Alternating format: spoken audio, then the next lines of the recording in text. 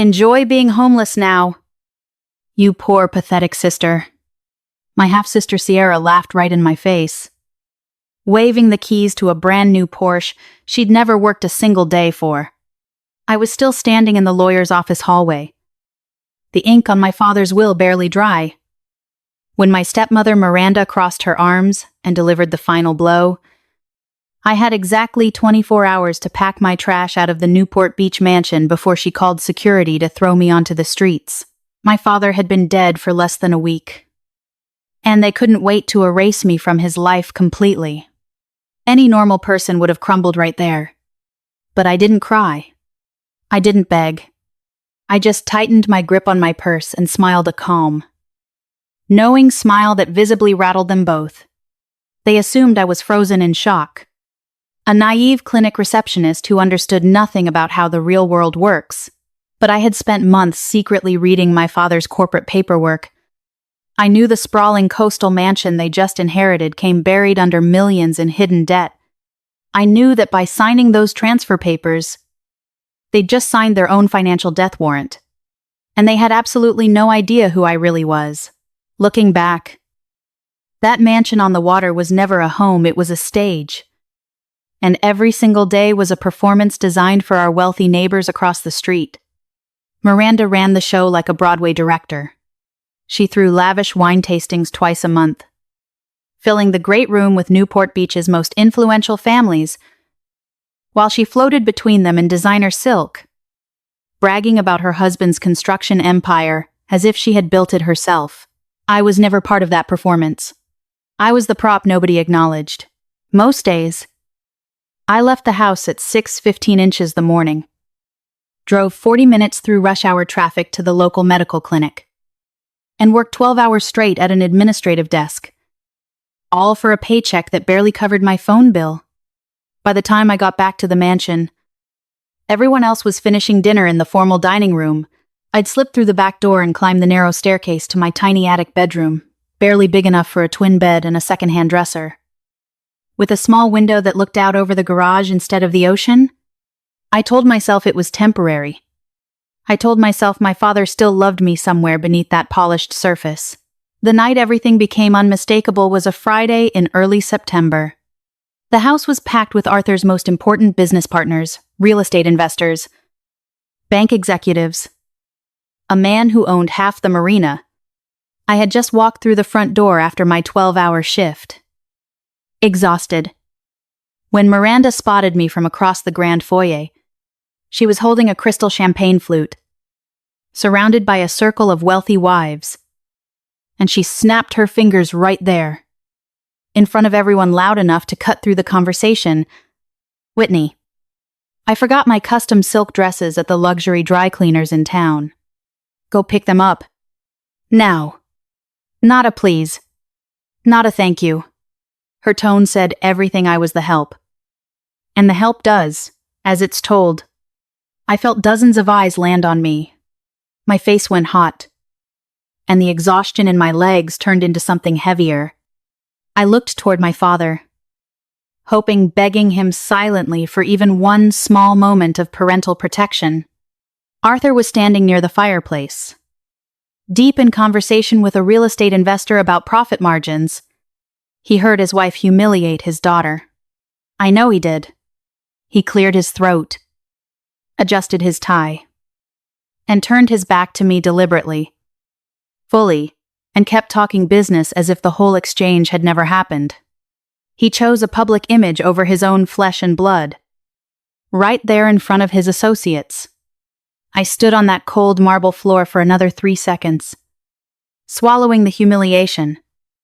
Then I grabbed my car keys and drove back into town to collect those designer dresses like the obedient servant they had trained me to be. That night never really ended for me. It just blended into every other night, and every other morning, and every other quiet humiliation that made up my life inside those walls. I was 25 years old. But in that house, I had the status of a servant who happened to eat at the family table. My bedroom was a converted attic space above the 3rd floor, the smallest room in the mansion. The one with the slanted ceiling where the air conditioning never reached. I paid for my own groceries. I washed my own clothes, And every single day, I performed a list of chores that nobody ever asked me to do and nobody ever thanked me for. Every morning at 6:40, before I left for the clinic, I walked down the long driveway in my scrubs to collect the mail. Every evening, after my shift, I scrubbed the kitchen floors on my hands and knees because Miranda said the cleaning service missed the corners. When they hosted dinner parties, I was the one refilling wine glasses and clearing plates while the guests assumed I was hired staff. Sierra would snap her fingers at me from across the room like I was a dog. Miranda would correct my posture in front of company. And my father, the only biological parent I had left, would watch it all happen and say absolutely nothing. That was the part that broke me the most. Not the chores. Not the cruelty. It was the silence of the one person whose love I still stupidly craved. I knew better. I knew he was capable of terrible, selfish things. I'd watched him do them for years. But he was still my father. He was the only parent I had left on this earth. And some pathetic, hopeful part of me kept believing that if I just stayed useful enough, quiet enough, obedient enough, maybe one day he'd look at me with something other than indifference. Have you ever had to choose between keeping the peace and keeping your self-respect? I chose the peace. Every single day. For years. I chose it. Sierra never faced consequences for anything. When she spilled red wine on a white rug, I was blamed.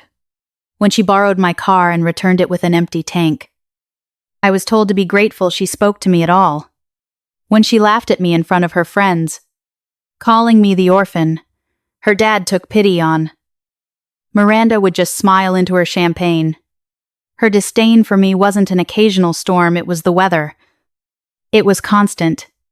It was the air I breathed inside that house. And that's exactly why they misread me at the lawyer's office. They'd spent 20 years training me to accept every blow with my head down. They expected me to cry. They expected me to beg. They expected me to be the same broken girl who scrubbed floors and fetched dry cleaning. What they didn't know was that those years of being invisible had also made me observant while I collected mail. I noticed things while I served their guests. I heard things while they dismissed me as the naive receptionist who understood nothing. I was quietly learning everything. They saw a pushover. They had no idea they were looking at the only person in that building who knew exactly what was coming for them. You might be wondering how a supposedly naive clinic receptionist knew so much about estates and liabilities. Here's the part they conveniently forgot. A few years before the clinic, I worked as a records assistant at one of the most respected corporate law firms in downtown Los Angeles.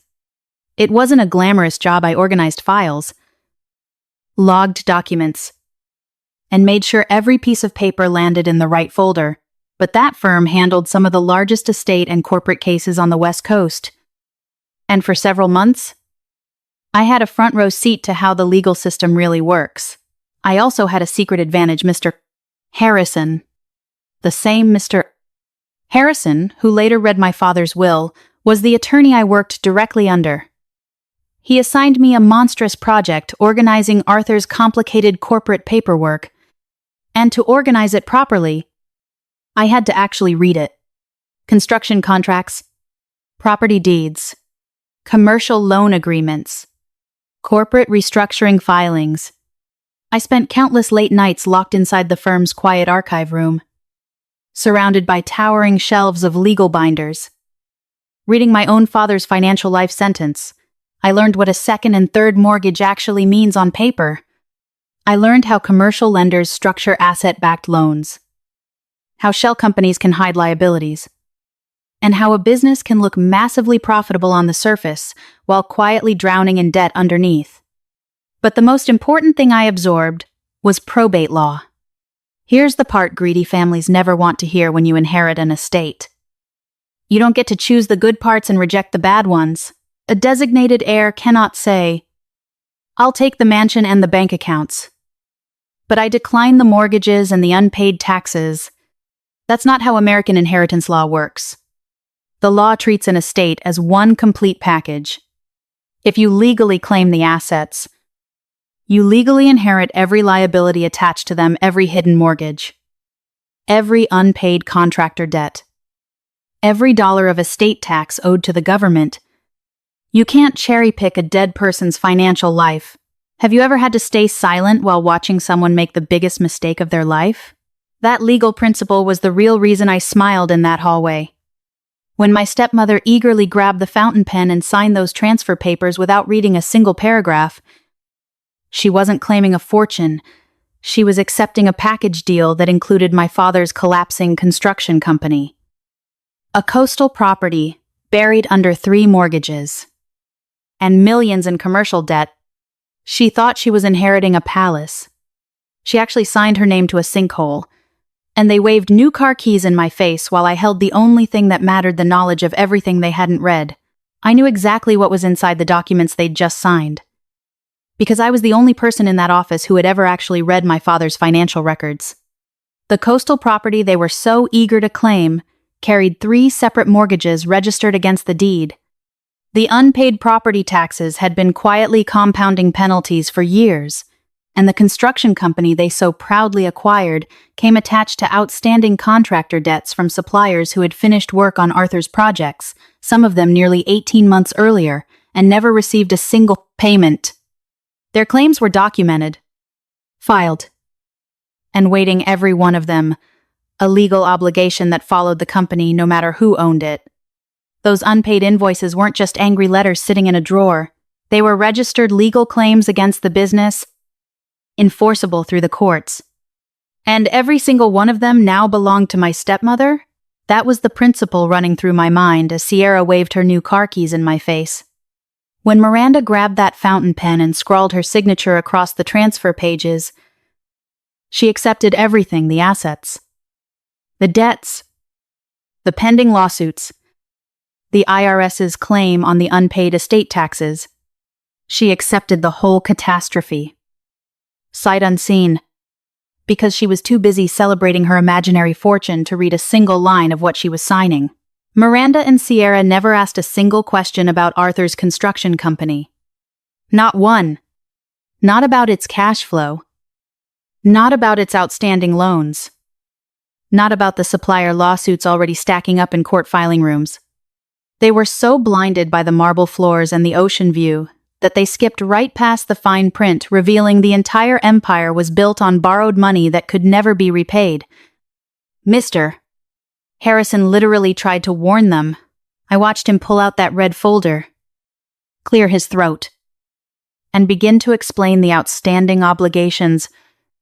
Miranda slammed her palm on the polished table and cut him off mid-sentence, demanding the signature pages instead of the truth. She silenced the one person in the room who could have saved her, and that was the real reason I smiled in the hallway. People assumed I was devastated about losing my childhood home. In reality, I had just watched 2 grown women sign their names to a financial death trap while accusing me of being the pathetic one. I wasn't losing anything by walking out those doors. I was escaping. They thought they were stealing a fortune from me. But I knew the truth. They had just volunteered to go down with a ship that was already taking on water from every direction. I was simply refusing to drown with them. The first crack in the facade showed up in the mail I collected every morning at the end of our long driveway. By late August, the rotation of letters shifted from utility bills and country club statements to something far more aggressive. Envelopes from national banks started appearing with alarming frequency, each one stamped with bold red lettering across the front. Notice of default. I'd stand there in my scrubs at 6:40 inches the morning, sorting through the pile, and my stomach would drop every single time I saw those words. Debt collection warnings from commercial lenders joined them within a week, piling up on the kitchen counter where Miranda would sweep them aside without a glance, assuming they were just routine business correspondence. But I recognized the pattern immediately. My time working at the corporate law firm had taught me exactly what a cascade of default notices meant. This wasn't a cash flow hiccup. This was the beginning of the end. Then came the day I accidentally opened the wrong folder. I was collecting papers from the home office, organizing them the way I always did, when a misplaced manila envelope slid out from between two filing cabinets. Inside were notarized documents for a third consecutive mortgage on the coastal property. 3 mortgages. On one house.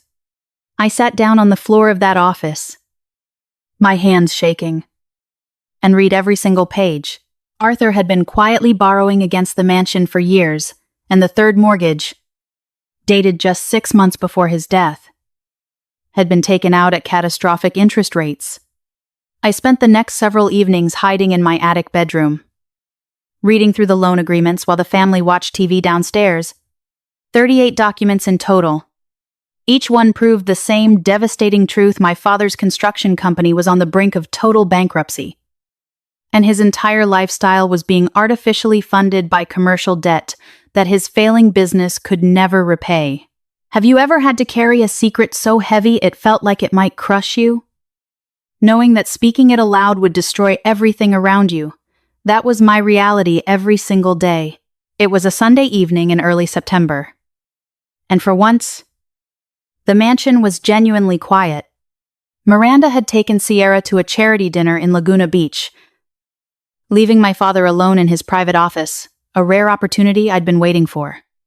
I found him behind the mahogany desk with a glass of bourbon, staring at the same stack of bank notices I'd been sorting all week. My heart pounded as I knocked softly on the open door. "Dad, can I talk to you?" He grunted without looking up. "I'm busy." "Whitney, it's important." I stepped inside anyway, closed the door behind me, and sat down across from him. His eyes narrowed. He recognized that look on my face. I placed a single envelope on the polished wood between us. The red lettering read, "Notice of Default." "That's the 4th one this month," I said quietly. "And there are more collection warnings from commercial lenders. Past due notices. Lien. I've been reading the loan agreements in the file cabinets. Dad, the company is drowning. The third mortgage alone has interest rates I can barely calculate." He stared at me for a long moment. Then, with horrifying calm, "What exactly do you want me to do about it?" "I want you to hear the truth. We need to sell the house before the banks take it. Settle what we can. Prepare everyone for a serious downgrade. If we act now..." I never finished the sentence. Arthur slammed both fists down on the mahogany desk with so much force that papers flew into the air and his bourbon glass tipped over. The sound echoed through the silent house like a gunshot. His face flushed a deep, mottled red as he lunged forward, pointing a shaking finger at me. "Mind your own goddamn business." His voice was a roaring explosion, unrecognizable from the composed businessman he performed for the world. "You think I don't know what's happening? You think I need my own daughter, the one who works a dead-end clinic job, to teach me how to run my company? Dad, I'm not trying to." "Shut your mouth," he was breathing hard, knuckles white on the desk edge. "You will not say one word about any of this. Not to Miranda. Not to Sierra. You hear me, nobody." I sat frozen in that leather chair, hands trembling in my lap, because in his eyes, I finally saw the truth. This wasn't anger. It was terror. He wasn't protecting the family. He was protecting the lie. "Do you understand me?" His voice dropped to something low and dangerous. "This stays between us. If Miranda finds out about a single one of these debts, we lose everything: the house, the status, the life I built. I'll fix it my way. You just keep your mouth shut and do what you're told." He straightened his tie, smoothed his hair, and pointed at the door. "Get out." I walked out on shaking legs and never brought it up again. Not once. That night, I learned the most important lesson of my life. Arthur would rather watch his entire empire crumble than admit to his new wife that he wasn't the man she married. The next morning, I promised myself I'd obey. I lasted until 6:15. When I brewed a pot of coffee and stood waiting by the front door, heart pounding, Arthur came down the stairs at 6:40. Keys already in hand. Dressed for the stalled construction site in Anaheim he'd been desperately trying to keep afloat.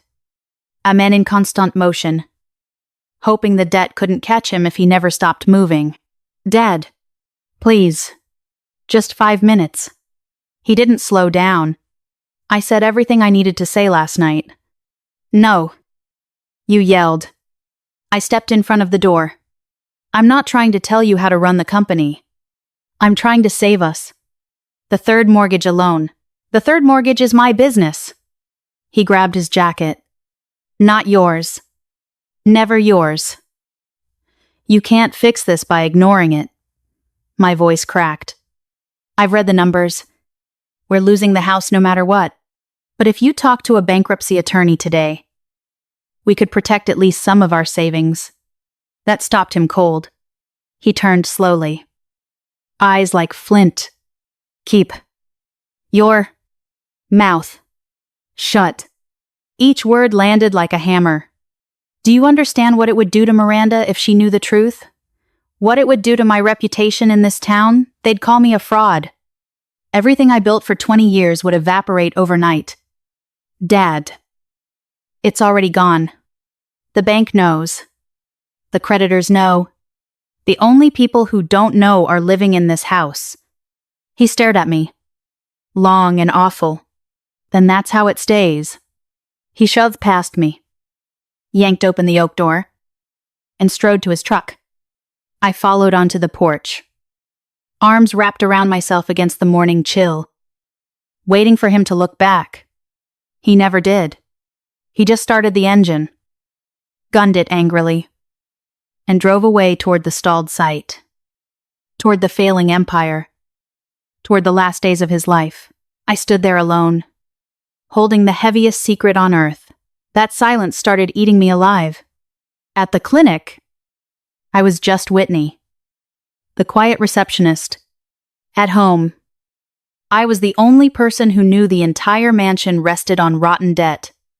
Every evening, while Miranda bragged about new landscaping and Sierra complained about the pool temperature, I bit my tongue until I tasted blood. It felt like swallowing concrete. One spoonful at a time. I started having panic attacks in my car in the clinic parking lot, gripping the steering wheel until my knuckles went white. The cruelest part was what I imagined at night. I'd lie in my attic bedroom and picture walking into breakfast and saying everything. Miranda screaming, Sierra crying, dishes shattered on the marble, and my father in every version of that scene. He never thanked me, never looked at me with pride. I ended up alone anyway, so I stayed quiet. I kept his secrets like a vault, hoping that loyalty might finally earn the love I'd been starving for. But here's the thing about secrets, this volatile. They don't stay buried. They fester. They leak through cracks you can't see. And when they finally explode, they take down everything in their path, including the very person who worked hardest to keep them hidden. I just didn't know how soon that would be, or how much it would cost. Then, in mid-October, the whole thing finally blew open. It was a Tuesday night. The storm hit Newport Beach around 8 and didn't let up. Rain slammed against the floor-to-ceiling windows in waves, and the wind screamed through the palms so loud I could barely hear myself think. I was in the kitchen, alone, reorganizing the pantry. Miranda had demanded the shelves be rearranged before her monthly wine tasting. And of course, that task fell to me. I was stacking cans of San Marzano tomatoes when I heard it. At first, I thought it was thunder, but then I recognized the rhythm of it, a voice, raised in fury, echoing from the other end of the house, my father's office. I froze. Arthur never raised his voice inside that mansion unless he was performing for guests. This was different. This was raw panic. I set the cans down and crept down the dark hallway, pressing myself into the shadow of the dining room doorway. Through the crack in his office door, I saw him pacing, phone crushed against his ear, one hand gripping the edge of the mahogany desk so hard, his knuckles were white. "Listen to me," he was saying, voice cracking. "I just need 6 months. 6 months, and I can turn this around. You've seen the projections?" A pause. his face twisted in desperation. "No. You're not understanding. This is a short-term liquidity issue. Not a structural problem. Just approve the extension," and his voice broke. I could hear the other side of the conversation even from where I stood calm. "Professional. Final." The banker was saying no. Arthur stopped pacing. His shoulders slumped like something inside him, snapped. "You rejected it," he said, quieter than I'd ever heard him. "You rejected my final application." Have you ever watched someone you love destroy themselves in slow motion? Knowing there's absolutely nothing you can do to stop it. The phone slipped from his trembling fingers. It hit the marble floor with a sickening crack, the screen spiderwebbing into 100 tiny fractures, the glass scattering across the polished stone. Neither of us moved toward it. The phone just lay there. Blinking, Arthur stood completely still. His face drained of color until it was gray. For the first time in my life, I saw my father look small. Not the tycoon who commanded boardrooms and slammed fists on desks, just a frightened man in an expensive suit. Watching 30 years of work dissolve in front of his eyes, I knew exactly what that phone call meant. Without the restructuring loan, there was no money for the third mortgage. No money for the contractors. No money to stop the avalanche of lawsuits piling up in the mailbox. The whole castle was built on sand. And the tide had finally come in. I wanted to step into that doorway. I wanted to say something, anything. But my feet wouldn't move. And I remembered the desk. The fists. Mind your own business. The way he turned his back on me at that dinner party. Choosing his image over his own daughter, so I stayed in the shadows. Silent. Just like he trained me to be. And I watched the first domino fall for a long moment. Neither of us moved. He just stood there in his expensive suit, staring at the shattered phone on the marble, watching 30 years of lies evaporate. I wanted to step out of the shadows and tell him we could survive this. But the words wouldn't come. And I remembered the fists, the screaming. The way he chose his public image over his own daughter. Every single time. So I stayed silent. And that's when Arthur made the decision that would end his life. He didn't say a word to me. Didn't even look in my direction. He just walked past the shadow where I was hiding. Grabbed his car keys from the brass hook by the front door. And pulled it open into the storm. The wind hit the door like a physical force. Rain poured into the foyer. He stepped out onto the flooded driveway. His expensive shoes splashing through puddles that reached his ankles. At 1:13:7 p.m., I watched him through the tall window as he sprinted toward his black sedan. Got in. And slammed the door. The headlights blazed against the wall of rain for one brief second. And then he was gone. I tell myself I should have run after him. Should have screamed his name. Pulled him back. Forced him to face reality like an adult. But I didn't. Because deep down, I was exhausted. Exhausted from years of being the only person who saw the cracks. From watching him drown and being told to keep my mouth shut about the water. So I just stood there. Listening to the rain pound the roof. Telling myself he'd be back in an hour with wet hair and a fresh plan. Have you ever watched someone you love walk straight toward their own destruction? Knowing any attempt to stop them would only push them faster. That night, I learned what that felt like. And exactly 2 hours and 11 minutes later, at 7:18 am, the landline rang. That old, dusty phone on the kitchen counter that nobody ever used. I picked it up on the second ring, half expecting my father's voice on the other end, embarrassed, apologetic, explaining he'd blown a tire somewhere. Instead, I heard formal, practiced words from a stranger. Officer Delgado. Newport Beach Police Department. There was a pause. A clearing of the throat. Words like traffic collision and single vehicle and highway barrier on the dark edge of town. And then the words I'll never forget, I'm deeply sorry. Mom, but your father did not survive. I set the phone down without hanging it up. I remember staring at my own reflection in the dark kitchen window. And I didn't recognize the person looking back at me. My hands were steady. My breathing was even, and all I could think about was how he died running away from the truth. At almost 100 miles an hour. On roads slick as oil. With no attempt to brake. The skid marks told investigators everything. He never even tried to stop. He just hit that concrete barrier at full speed. And it ended instantly. Arthur Bennett. The king of the castle. The man who built an empire on borrowed money and blind pride. Died in a crushed sedan that morning. Leaving behind nothing but debt. Secrets. And me, the daughter. He'd spent a lifetime teaching to keep quiet. The funeral was held on a gray Friday morning. 4 days after the crash. The low clouds hung over Newport Beach like a dirty blanket. And a cold wind rolled in off the water. As if the weather itself had agreed to serve the performance. I stood at the back of the chapel, arms crossed, watching the whole thing unfold like a stage production. Miranda arrived 20 minutes late. Wearing a black designer veil so long it dragged along the pavement.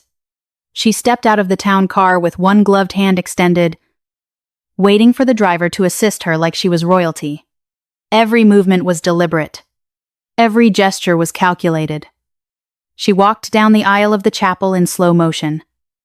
And by the time she reached the casket, she was audibly sobbing into a lace handkerchief, but I noticed something crucial from where I stood. When she bent over the polished mahogany to pay her respects, her tears never smudged her mascara. Not a single streak. Her sobs were timed, choreographed, and delivered directly to the audience of business associates filling the first 3 pews. I watched her glance sideways at the funeral director to make sure he was watching her grief. This wasn't mourning. It was a publicity campaign. Sierra, on the other hand, was the loudest person in the building. Her wailing echoed off the vaulted ceiling so dramatically that several guests turned around to stare. She threw herself onto her mother's shoulder, wailing about how Daddy's gone and how he was taken too soon, all of it rehearsed. All of it performed at maximum volume. And then something incredible happened. One of my father's younger investors walked past with a kind expression, and just like that, the tears stopped. Instantly, she flipped her hair, adjusted the black designer dress, and smiled at him.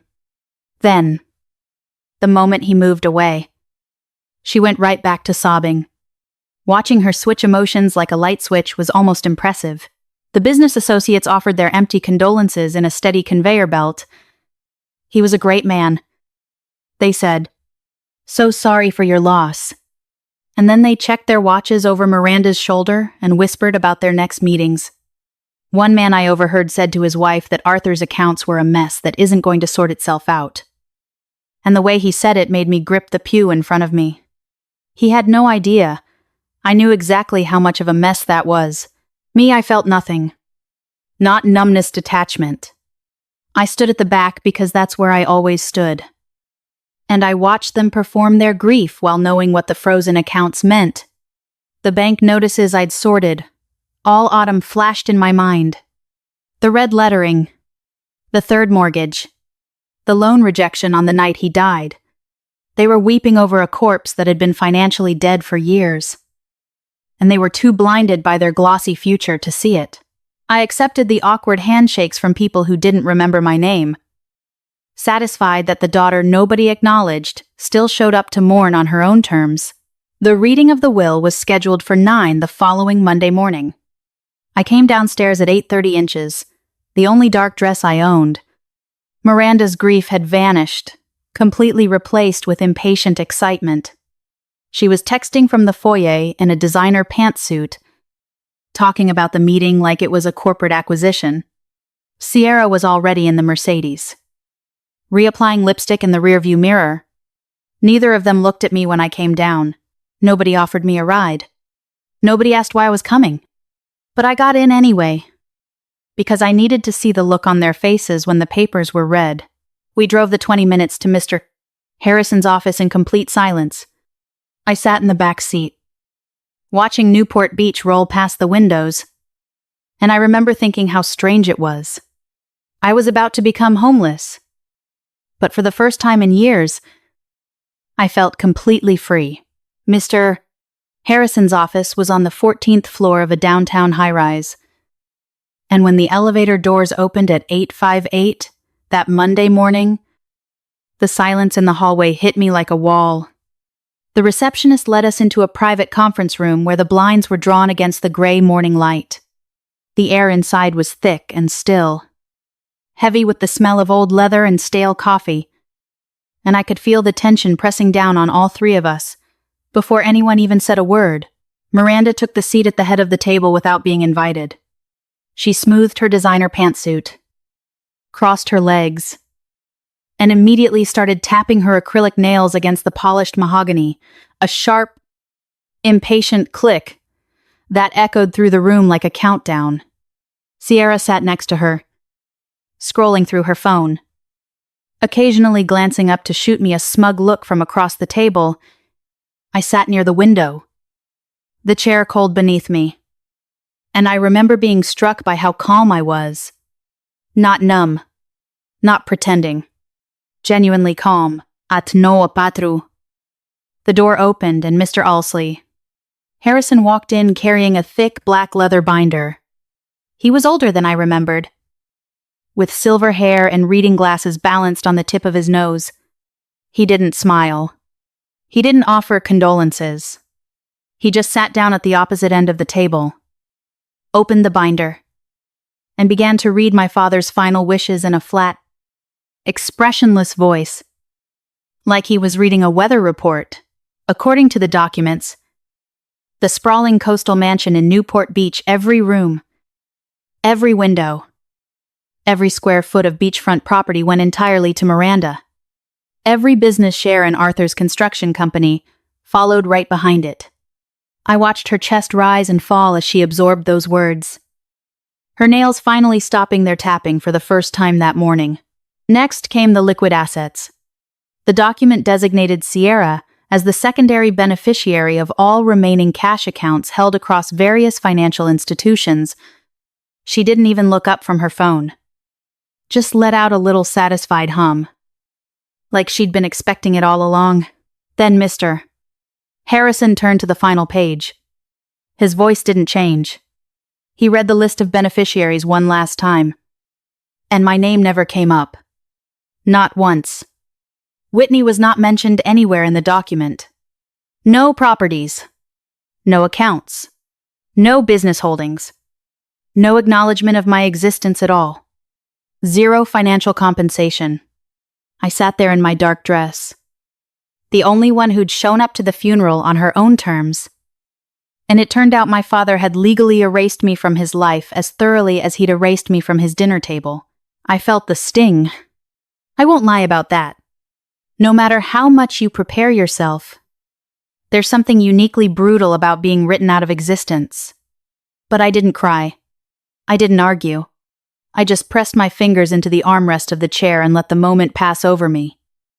Because I knew something they didn't. Miranda slapped her palm flat against the polished mahogany table, the sharp crack echoing through the silent office like a gunshot. She exhaled a massive breath of relief, the kind that carried the weight of years of strategic maneuvering, and let her head fall back for just a moment, as if she'd won the final round of a long-fought war. Then she straightened her spine, smoothed her designer blouse, and adjusted the diamond pendant at her throat with the quiet satisfaction of a woman who believed she'd just secured everything she'd ever wanted. I watched her from across the table and felt nothing but a strange, icy clarity. Sierra, in typical form, turned toward me in her chair. She didn't say a word. She didn't need to. She just tilted her head and delivered a deeply condescending smirk, the kind she'd perfected over years of watching me scrub floors and fold her laundry while she lounged by the pool. Her eyes swept over my simple black dress, my worn shoes, My hands folded quietly in my lap. And that smirk said it all, "You're nothing. And now we have everything." She even flicked her hair over her shoulder, like she was physically shaking off any lingering association with me. They genuinely believed they'd just secured a lifetime supply of luxury without lifting a single finger. In their minds, the mansion on the water, the construction company, the cash accounts, it was all theirs now. A prize they'd won simply by existing in my father's favor. Miranda was already mentally redecorating the master suite. Sierra was already planning her next shopping spree. They could practically taste the champagne. The admiration of their neighbors. The sweet satisfaction of watching me leave with nothing more than a suitcase. And I let them believe it. I sat perfectly still in my leather chair, my hands resting on my purse, my expression completely neutral. I said nothing. I offered no reaction. I let them have their moment of triumph because I knew exactly what they didn't know. I was calculating, running the numbers, checking the timeline, mapping out precisely how many weeks it would take for the notices to start arriving at that beautiful front door. 3 mortgages stacked on the property, unpaid property taxes compounding with penalties, contractor debts from my father's failed projects, waiting like landmines for their new owner to step forward and claim them. I knew every single figure in that red folder, mister. Harrison hadn't even opened yet. And they hadn't asked. That was the part that struck me the most. Not once. In all their eager signing. Had they asked a single question about the estate's financial health? They never asked about debts, taxes, outstanding obligations, or whether the company was actually worth anything. They were so blinded by the shine of the mansion and the promise of luxury that they never stopped to consider why my father had been driving himself to his death in a panic that rainy night. So I watched them celebrate the ruin they just inherited. And I didn't warn them, because after years of cruelty, after being treated like hired help in my own home, after hearing my father's will erase me completely, I had earned the right to let the truth serve them cold. Have you ever had to choose between warning someone who never once showed you kindness and letting them learn the lesson themselves? Sometimes the kindest thing you can do is stay quiet and let karma do the talking. They were still smiling, still basking in their imaginary victory. As Mr. Harrison closed the black binder and reached across his desk toward a separate folder I'd been waiting for all morning. They didn't even notice the shift. They didn't see the red folder. They didn't see the concern in his eyes. They were too busy counting the money they thought they'd never have to work for. Mr. Harrison pulled the red folder toward him and flipped it open. With a reluctance I recognized immediately the hesitation of a man about to deliver news nobody wants to hear.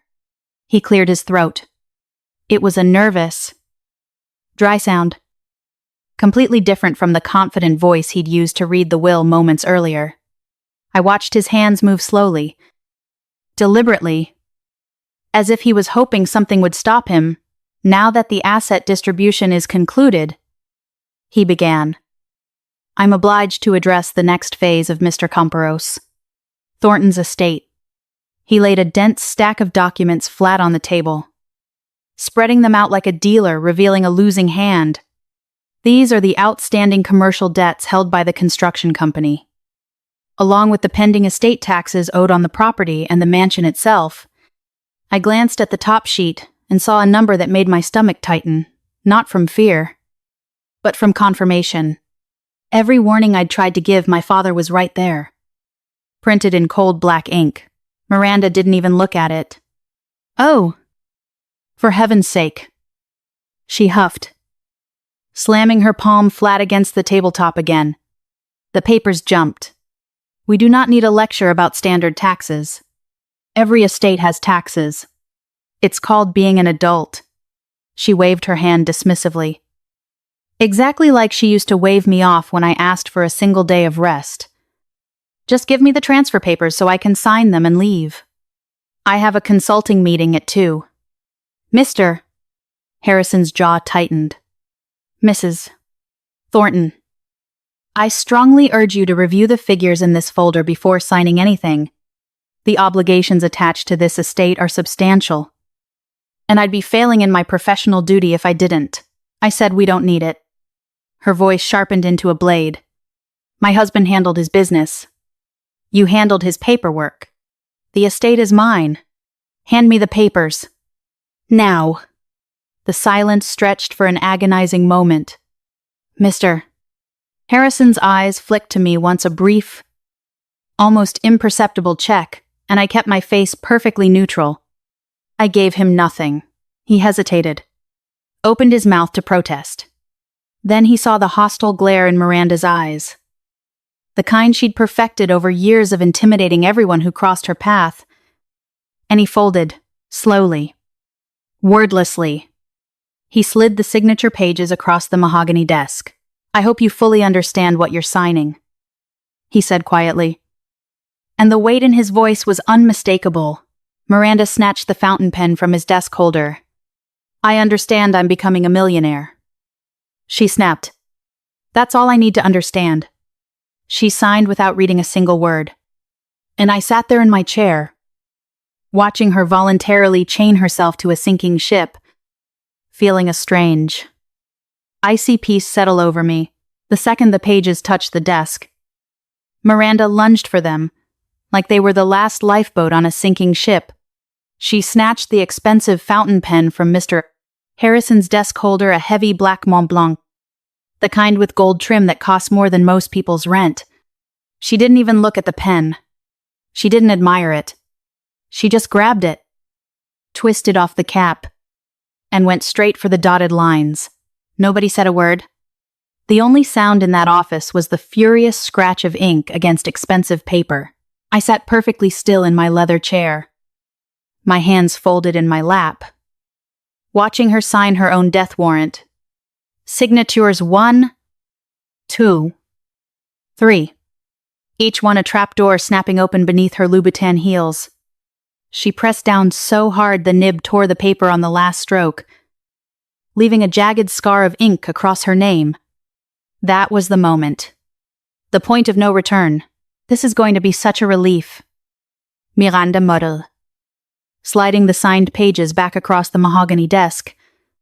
Finally, being the actual owner of that mansion, no more pretending it's half yours. The half yours was directed at me. I didn't flinch. I didn't even blink. I just watched Mr. Harrison's hand stop mid-motion as he reached for the documents. And through the silence, I saw the concern in his eyes. His fingers hovered over the signed pages for a beat too long, flipping through them as if he expected to find some kind of mistake, some way to undo what she'd just done. He cleared his throat, and when he looked at Miranda, his voice carried a quiet warning. Miranda, I must stress you've signed the probate transfer documents as the sole assuming heir. This means you have legally accepted all obligations attached to the estate, including the outstanding commercial mortgages and creditor claims. Those are just tax things, Miranda said, waving a dismissive hand. I have a good accountant. He'll sort it out. Mr. Harrison opened his mouth to say something else, caught my eye for an unreadable heartbeat, and then closed it again. So the moment passed. The papers were filed, the signatures official, and justice didn't need my voice anyway. When our meeting concluded, I stood slowly, pulled my purse strap over my shoulder, and walked out of that office knowing exactly what they were walking into. And as the heavy wooden door closed behind us, the cold hallway swallowed me whole. I was technically homeless in that moment, but I was also free in a way they couldn't even comprehend.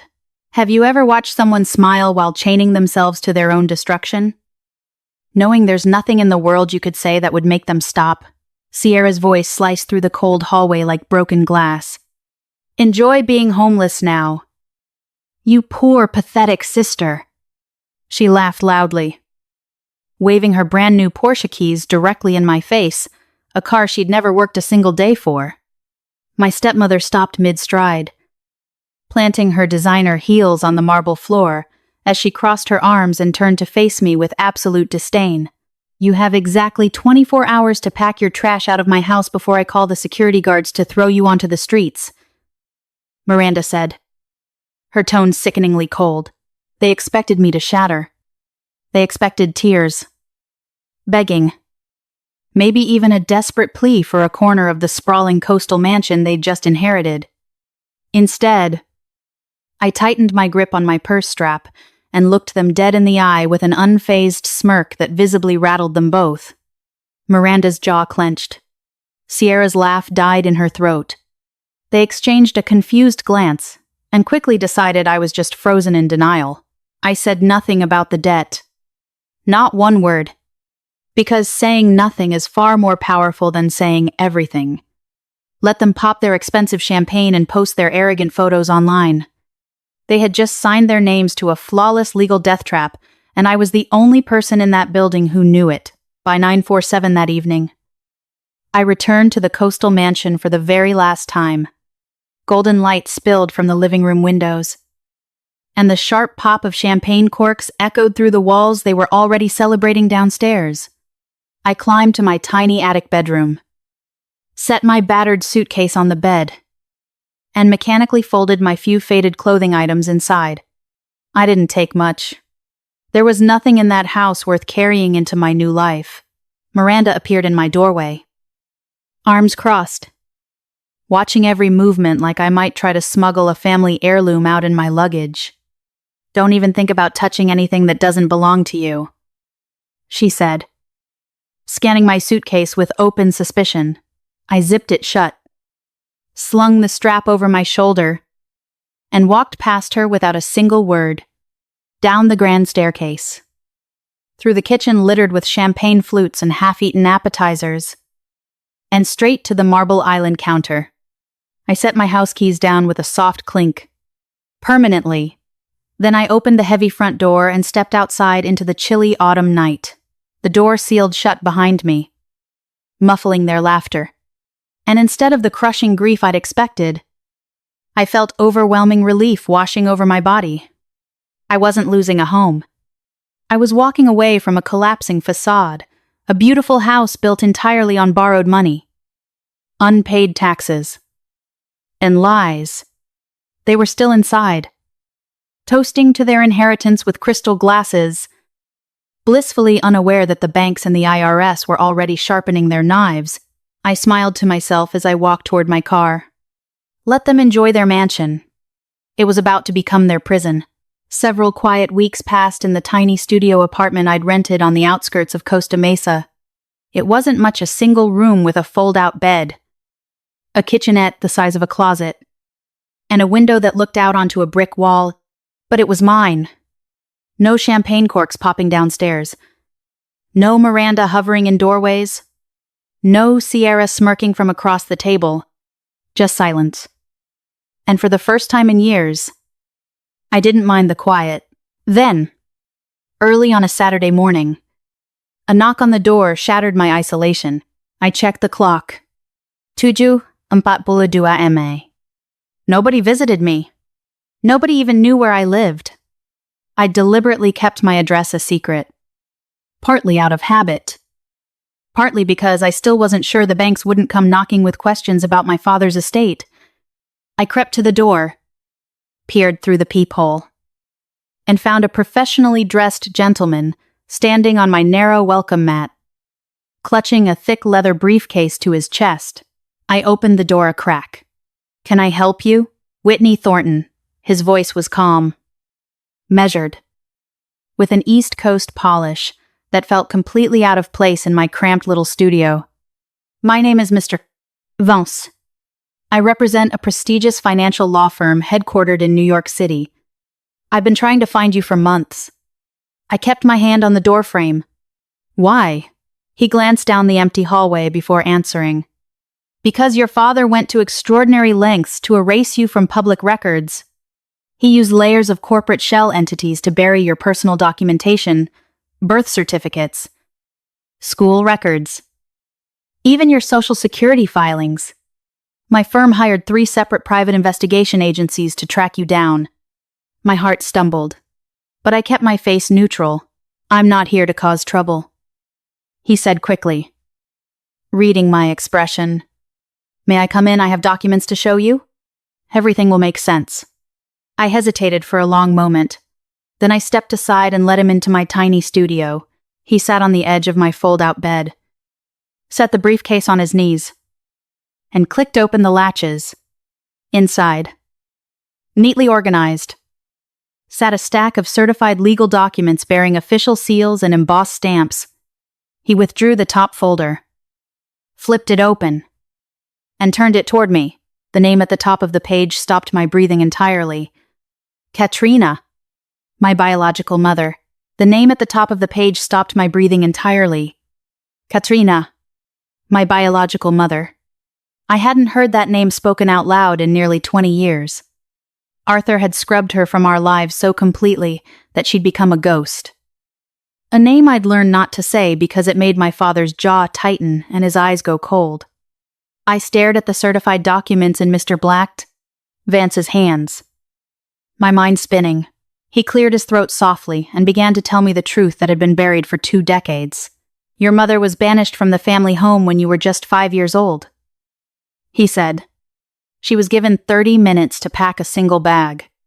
She left with nothing, no savings, no support, no legal claim to a single dollar of your father's wealth. I felt ice move through my veins. I'd always assumed she'd chosen to leave. Arthur had told me she didn't want me, that she'd walked away without looking back. Another lie. Just like everything else he'd ever said. Instead of being destroyed, she relocated overseas. Mr. Vance continued. Katrina started with almost nothing, but she was brilliant. She built an incredibly successful international investment portfolio entirely from scratch. She conquered European real estate markets properties in France, Spain, and the Netherlands. Then she diversified into highly lucrative international stocks. I sat frozen on the edge of my fold-out bed, unable to speak. For years, she tried to find you, he said, his voice softening. She hired private investigator after private investigator.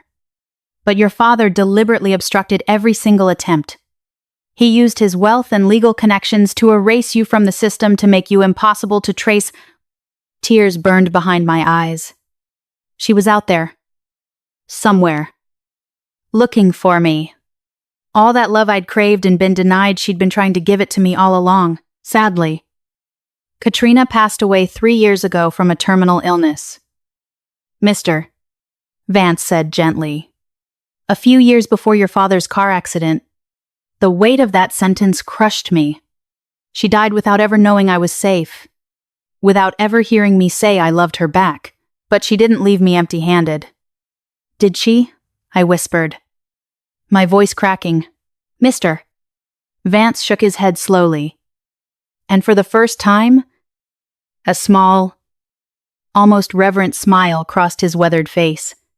Katrina spent her final months doing one last thing. She built an ironclad, irrevocable trust. He slid a second stack of documents across the small table in my studio apartment. I reached for them with trembling hands, and as I flipped through the pages, my breath caught in my throat. The paperwork detailed an astonishing collection of overseas properties, a villa in the south of France, a penthouse overlooking the canals of Amsterdam, a restored farmhouse in the Spanish countryside. And then there were the bank accounts, high-yield accounts held in Switzerland and Luxembourg, each one containing figures that made my head spin. Tens of millions of dollars in liquid capital, carefully moved, protected, and hidden from the reach of anyone but me. This trust. Mr. Vance said, tapping the first page. Es irrevocable. That means it cannot be altered, challenged, or dissolved by any outside party. Not by creditors. Not by your father's estate. Not by anyone. But my father's debts, I started, cannot touch it. He finished firmly. An irrevocable trust bypasses the standard probate process entirely. Your mother's fortune was legally transferred into this trust before she passed away. which means it was never part of her estate. It was never part of Arthur's estate, and it is absolutely insulated from the commercial creditors currently circling your stepmother like sharks. I stared at the numbers, unable to process what I was seeing. Years of scrubbing floors, years of eating scraps at the family table while Sierra flaunted her designer handbags. And all along, my real mother had been building me a kingdom. One more thing. Mr. Vance said softly. He reached into his leather briefcase and pulled out a plain white envelope, sealed with a single drop of wax. The seal was pristine, unbroken. She wrote this for you during her final weeks. She asked me to deliver it personally when I found you. I took the envelope from his hand, feeling its weight so light, and yet so impossibly heavy. I turned it over. My name, written in elegant, flowing script, Whitney. With shaking fingers, I broke the seal and unfolded the letter inside. The paper was soft, worn at the edges from being folded and refolded. Her handwriting was beautiful, but I could see the tremor in the strokes, the weakness of a body failing after a long illness. My dearest Whitney, I have loved you since the moment I first held you.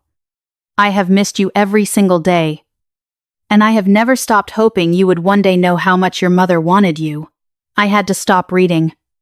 The tears I'd held back for 20 years came flooding out, hot and unstoppable. I pressed the letter to my chest, sobbing so hard I couldn't breathe.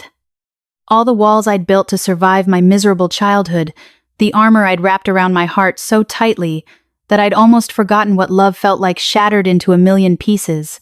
When I finally found the strength to finish reading, her final words burned themselves into my soul. I may not have been there to watch you grow, but I watched you in my heart every day. You were never abandoned. You were never forgotten. You were my greatest masterpiece. I sat there on the edge of my fold-out bed, holding my mother's letter, and realized the full scope of what she had done. This trust wasn't just money. It was revenge. It was protection. It was a mother's final act of love from beyond the grave, ensuring that no matter how badly Arthur had broken her heart, his ruined empire could never destroy her daughter. Every creditor hunting for a piece of my father's corpse was about to hit a legal wall of iron. Not a single cent of my mother's money would ever cross paths with their greedy hands. Have you ever had everything you thought you'd lost suddenly return to you all at once? That morning, I learned who I truly was, and the truth would destroy them all. While I was signing the final trust transfer documents with Mr. Vance, Karma was already loading its weapons across town. That same Tuesday afternoon, Miranda's designer mailbox jammed completely shut, stuffed so full of certified letters demanding payment for Arthur's outstanding corporate obligations that the door wouldn't close. Construction suppliers filed lawsuit after lawsuit for unpaid invoices stretching back 18 months. The IRS demanded millions in unpaid federal estate taxes. Then Mr. Harrison called with the warning she'd arrogantly interrupted weeks earlier. The estate was a sinkhole, and the debts dwarfed the property's market value. She screamed at him and hung up. But denial can't stop the legal system. Sheriffs taped foreclosure notices to the front door, and armed deputies escorted both women off the premises without letting them pack a thing. Sierra's Porsche was repossessed before dinner. Meanwhile, I signed the last page of my mother's trust and officially became a multi-millionaire. Then, I quietly established a charitable foundation in Katrina's name, hiring attorneys to help domestic abuse victims escape manipulative families. My mother's sacrifice finally meant something. Late December brought the coldest night of the year, and with it, a visitor I never expected. My security intercom buzzed at 11:20 p.m.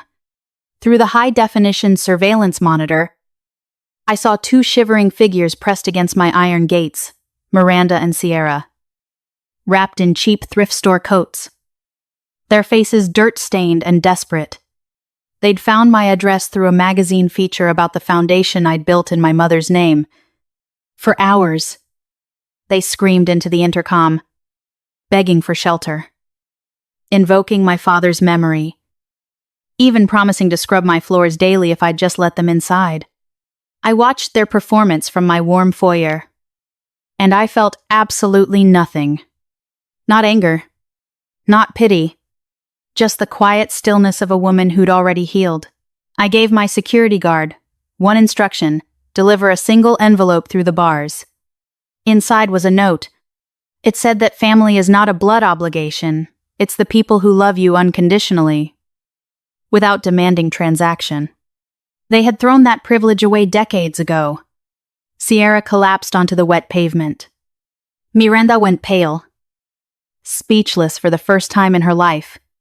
I turned my back to the monitor and walked into my home, letting the warmth swallow me whole. Karma keeps a flawless accounting of cruelty. They built their world on my suffering, and it crumbled exactly the way these stories always end. If you've ever been treated like you were worth less than you are, I hope you remember the silence before your comeback is just karma catching its breath. Share your own story in the comments. Subscribe for more tales of poetic justice. I'll see you in the next one.